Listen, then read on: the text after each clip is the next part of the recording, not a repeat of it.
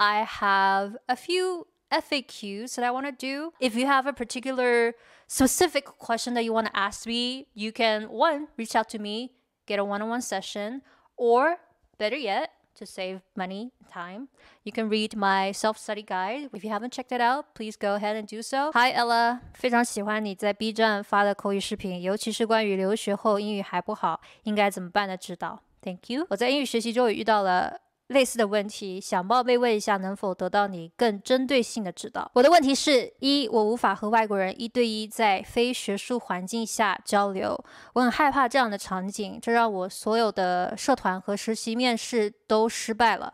常常我只能做到一些机械的回答，无法展现我自己的个性。二，我无法 spontaneously 说英文，每次都得深思熟虑后才敢说出来一两句话。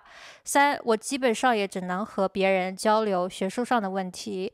四，我也向学校求助过，他们认为我口语上没有什么问题，但是我自己知道有很严重的问题。Well, first of all, the reason that native speakers don't think your spoken English is bad is because one, they have not learned English the same way that you're learning English, and the fact that you're learning their language is flattering to them, so they usually don't hold the same standard that they hold themselves, other native speakers, for you. So the fact that you have a good pronunciation or a decent pronunciation, that you can understand them, that you can convey what you're trying to say is impressive enough to them. Obviously, if you're talking to an English teacher, a linguistics teacher, that might be a different story. They may hold you to a higher standard. So don't take what don't say at face value. They're just being nice half the time. The thing with spontaneity is that it looks easy because when the pros do it, it looks effortless, right? But that's the thing with spontaneity. It looks easy, but it's the hardest. And it usually comes with years of practice, years of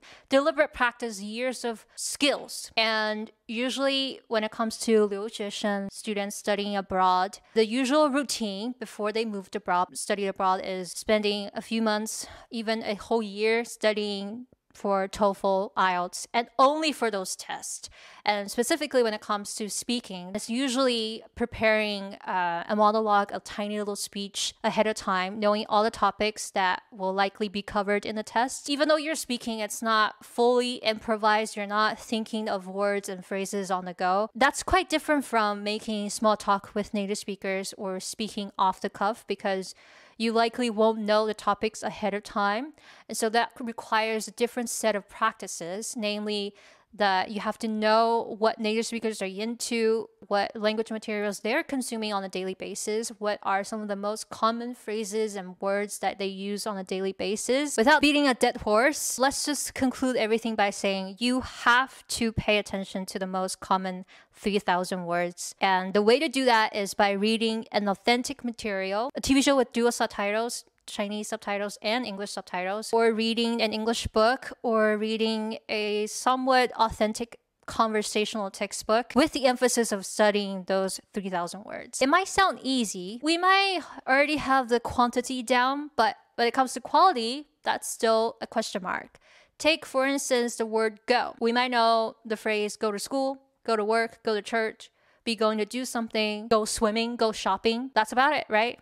But native speakers know go figure, go away, go out. Even just the phrase go out could mean literally going out to meet your friend, or it could mean going out as in dating someone. Like, I'm going out with this guy. I've been going out with this guy for a few months now. Each little phrase contains multiple meanings. Not to mention the word go by itself, according to Longman, has 49 different meanings. So when you add up all the phrasal verbs and these 49 different meanings, there's safe to say 50, 60 different ways of using go. So when you have not had a dictionary to help you learn how to use the word go, get, take, hang, these one-syllable verbs, it doesn't even matter if you on paper know these words.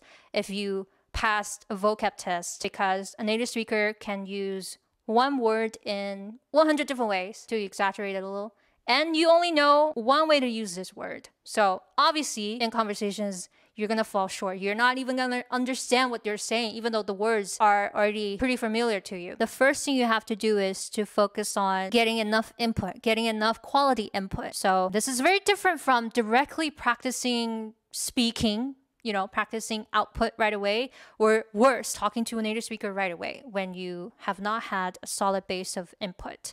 Because many people seem to forget, in talking, comprehension is the first thing. It's the most important thing. When you can understand things, you have the space and time to think of your own responses. Okay, even if the native speaker were to speak 10 sentences to you and you understand them all, but you can only respond with 1 or 2, that's still better than struggling to understand what they're trying to say and then struggling to figure out what you have to say at the same time, which a lot of people do. Like when people say, oh, I can't speak. It's not just that they can't speak, but also that they can't understand what's going on. So now with comprehension down, at least you have one less thing to worry about. When it comes to input to output, the ratio is always going to be quite staggering because that's just how it works, okay? Even with your Chinese, like the way you speak is a lot less advanced and intricate than the way you've heard other people speak. The way you write is a lot less interesting than what your favorite author or your favorite authors, hopefully you like reading, like to write. The same thing happens to native speakers as well. Not every native speaker is as articulate or eloquent as you think. They can get away with common topics, but you'd be surprised. Many native speakers also have a very limited active vocab. So yeah, just take your time, making sure you have enough input, and then slowly your output will grow over time. I know in this video I just glossed over how to turn input into output, but because this video is already pretty lengthy and pretty complicated, I will make another video on this subject. In the meantime, if you want a more in-depth step-by-step guide to turning your input into output in a shorter amount of time in a systematic way, feel free to check out my ebook, my self-study guide. I hate to toot my own horn, I know, but I've already talked about it at length. All the details, all the tools that you could use, I've already provided in the book, so don't miss this opportunity. That being said, when it comes to small talk, there is a shortcut of sorts. I wouldn't call them shortcut, actually, I take that back. But there's a group of, I would call irregular language, namely slang terms, idioms, internet lingo that you can study on Google, you can study on YouTube videos, you can buy a few reference books. And I forgot to mention, there are these one-liners that you can use in different scenarios. These books are all categorized into different scenarios. Let's say you go to a special occasion and you want to say some words of welcome. You can check this one out, chapter 10. Making a call, what you would say on a phone call. Making appointments. I've also made something similar. It's called Ella, the 口语笔记. That book is not as extensive by my own admission. I'm working on the second edition, but that does come with Chinese translation, and it's something that these reference books unfortunately don't have yet. So, and as if it couldn't get any better, all these reference books, including textbooks, where to get American TV scripts, like 台词稿, where to get grammar books, all the books I've mentioned, all the books that I've recommended in my videos are included in my ebook. It doesn't come with the book, but I've included a link, and this link includes all the download links, including how to download the Longman Dictionary app. So you're getting the best bang for your buck. Not to my own horn, but I would buy my own book.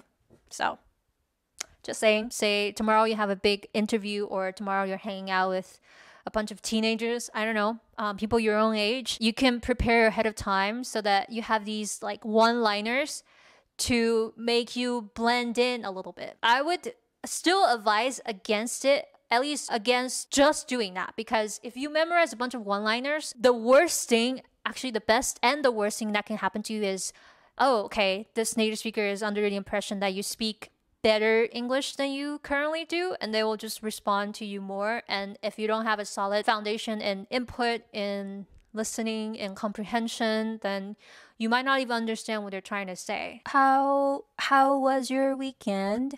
What did you do for Thanksgiving? Oh yeah, for Thanksgiving weekend, my friends and I threw a Friendsgiving dinner. We got to see each other for the first time in months. We talked about what we were thankful for. And then after that, I just spent some time with my boyfriend.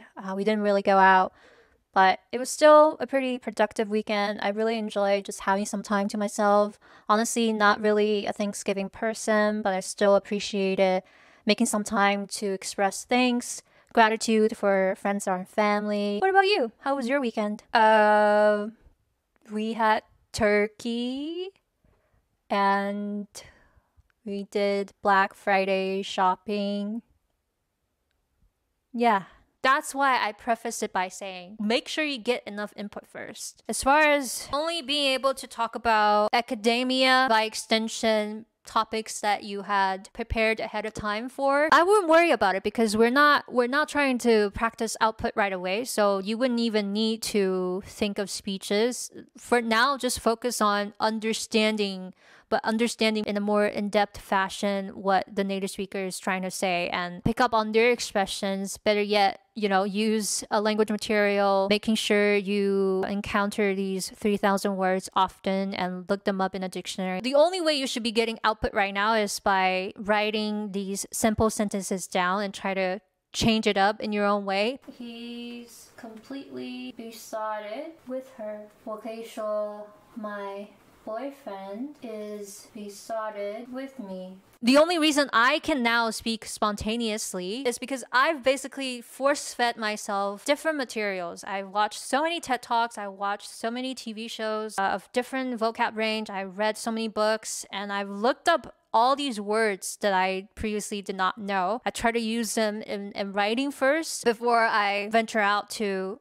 use them in a conversation. So I feel more comfortable, and if I'm even at least a little uncertain, I can look them up again. I can ask my tutor to make sure I use these words properly before I even start having a conversation. Another thing is time. It's a long journey going from just understanding things passively, understanding things in a very superficial way, to understanding things deeply, extensively, to now being able to use them in your daily speeches, in your daily writing. It takes time. And this is going to be a long, slightly boring journey, but not a painful journey, mind you. Okay? Think about how you learned Chinese. Some people can write really well. Some people can speak really well in Chinese. That didn't happen overnight. Usually they will have reached a certain age. Like I'm almost 30 now. I have been learning English, or using the language rather, for the last 10 years. I'm not the best at it. Some people have lived here their entire life. They're a bit older than me. They read a lot more for their jobs and they read more quality materials than I do. So yeah, it takes time. It takes patience. That's my answer to you. I know it's not a satisfactory, it's not a quick instant gratification kind of answer, but it is an honest answer. There's no gimmicks to it. It's not painful, like I'm not asking you to memorize vocab, but it still takes time. And it's the same for me. I just started early. I did not mess around. I used all the tools. I used all the right tools, the right materials, and I allowed myself to enjoy the process and not focus on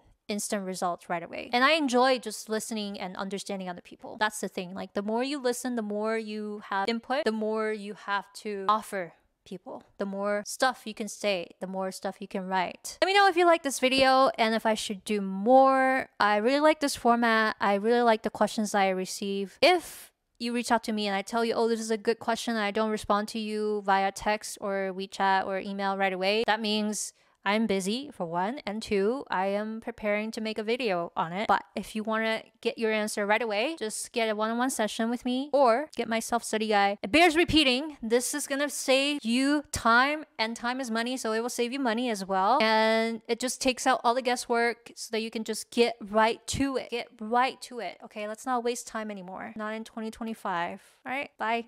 Ciao.